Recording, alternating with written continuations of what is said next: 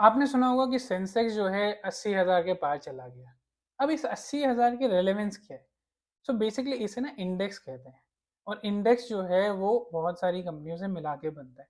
अगर एक छोटा सा मैं आपको एग्जांपल दूं, मान लीजिए कंपनी ए है और कंपनी बी है, दोनों की वैल्यू 100 और 100 है।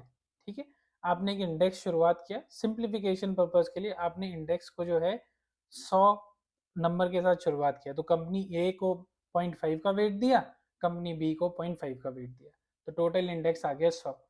कल जब कंपनी ए और बी की मान लीजिए वैल्यू डबल हो गई, तो इंडेक्स की भी वैल्यू डबल हो गई, तो 200 हो गई। उनकी वैल्यू आधी हो गई तो इंडेक्स की भी वैल्यू आधी हो गई, 50 हो गई। कंपनी ए की वैल्यू डबल हो गई, बी की वैल्यू कम हो गई, तो उस हिसाब से वेट्स लगा के जो है ये इंडेक्स एडजस्ट होता है। जैसे जैसे फिर ग्रोथ होती है ये इंडेक्स फिर 100 से 1000, 1000 से लाख, ऐसे बढ़ता रहता है। तो ऐसे ही सेंसेक्स जो है इस वक्त 80,000 पे पहुंचा हुआ है।